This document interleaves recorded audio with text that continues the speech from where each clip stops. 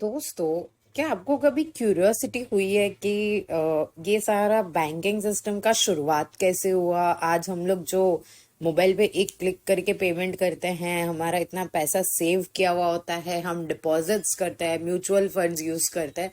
तो कभी आपने सोचा है कि इन सब की शुरुआत कैसे हुई होगी? तो आज हम बात करते हैं हिस्ट्री ऑफ बैंकिंग के बारे में। आज पैसा बैंक में रखना एक नॉर्मल चीज हो गया है, लेकिन क्या आप जानते हो बैंकिंग का इतिहास हजारों साल पुराना है।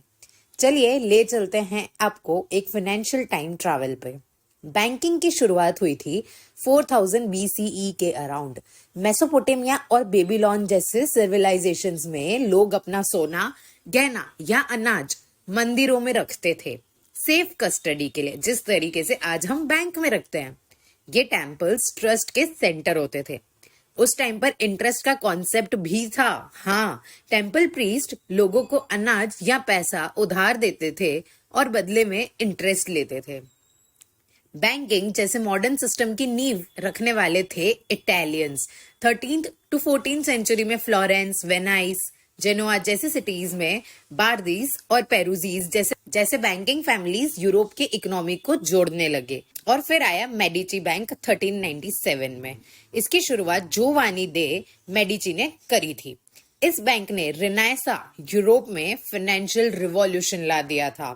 जेनोआ में 1407 में बना बैंको डी सैन जियोर्जियो ये पहला ऑर्गेनाइज्ड स्टेट बैंक था जो पब्लिक सर्विसेज भी देता था। अभी तक प्राइवेट सर्विसेज चल रही थी, लेकिन यहाँ से शुरुआत होती है पब्लिक सर्विसेज की। और इसके बाद 17th सेंचुरी लंदन में गोल्ड स्मिथ्स के पास लोग अपना गोल्ड रखते थे और वो देते थे एक रिसिप्ट, जिसको बाद में लोग पैसे की तरह यूज करने लगे। यहीं से आया है आइडिया प्रॉमिसरी नोट्स का, जो इवॉल्व हुए बैंक नोट्स में। गोल्ड स्मिथ्स ने देखा कि सब लोग एक साथ अपना गोल्ड वापस नहीं मांगते हैं, तो उन्होंने सोचा कि क्यों ना गोल्ड को उधार की तरह देना स्टार्ट कर दिया जाए। इसे ही कहते हैं फ्रैक्शनल रिजर्व बैंकिंग, क्योंकि गोल्ड स्मिथ्स अपने पास सिर्फ small portion of deposited gold को रिजर्व की तरह रखते थे और बाकी सारा गोल्ड जितना भी उनके पास होता था उसको वो लैंड कर देते थे। और फिर आता है रिवॉल्यूशनरी चेंज 17th सेंचुरी में। और फिर 1695 में शुरुआत हुई बैंक ऑफ इंग्लैंड की, जिन्होंने रेगुलरली पेपर करेंसी इशू करना स्टार्ट किया। लोगों को सोना लेके घूमने की अब कोई जरूरत नहीं थी। अब वो जो इशूड करेंसी है उसको लेके आराम से अपना ट्रेड कर सकते थे। 1728 में रॉयल बैंक ऑफ स्कॉटलैंड ने पहली बार ओवरड्राफ्ट फैसिलिटी दी। मतलब अकाउंट में पैसे ना हो फिर भी ट्रांजैक्शन कर सकते हैं। ये सिस्टम तो हम आज भी देखते हैं। 1800s में लंदन का क्लियरिंग हाउस सिस्टम आया। बैंक्स एक जगह ट्रांजैक्शन सेटल करते थे, फास्ट एंड एफिशिएंट। और फिर आते हैं रॉथस्चाइल्ड। ये वो बैंकर्स हैं जिन्होंने पूरी दुनिया की इकोनॉमी में अपना असर छोड़ा है। उन्होंने 19th सेंचुरी में बैंकिंग को ग्लोबल बना दिया। इसकी शुरुआत होती है 18th सेंचुरी के एंड में जर्मनी के फ्रैंकफर्ट से।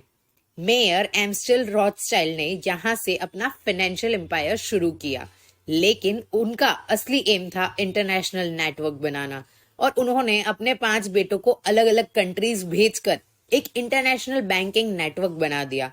हर बेटा वहां एक रॉथस्चाइल्ड बैंक एस्टेब्लिश करता था। ये थी उनकी स्ट्रेटेजी, एक ग्लोबल बैंकिंग चेन जहां पैसे और इंफॉर्मेशन लाइटनिंग स्पीड से मूव करते थे। लंदन में नाथन मेयर रॉथस्चाइल्ड ने ऐसा कमाल किया कि उनका इन्फ्लुएंस ब्रिटिश इकोनॉमी पर डायरेक्टली पड़ने लगा, यहां तक कि ये बैंक गवर्नमेंट को फंडिंग देने लगा। रॉथस्चाइल्ड ने सिर्फ एक बैंक नहीं बनाया, उन्होंने नेटवर्क बैंकिंग का कॉन्सेप्ट दिया, जहां इंटेलिजेंस, ट्रस्ट और अल्ट्रा फास्ट ट्रांजैक्शंस ने उनको दुनिया के मोस्ट पावरफुल बैंकर्स बना दिया। फास्ट फॉरवर्ड टू टुडे, आज हम digital banking, UPI, net banking सब कुछ यूज करते हैं with the speed of lightning. लेकिन ये सब कुछ उस लंबे सफर का रिजल्ट है जो शुरू हुआ था टेम्पल से। बैंकिंग सिर्फ पैसा रखने का सिस्टम नहीं है, आज तो ये दुनिया की इकोनॉमी का इंजन बन गया है।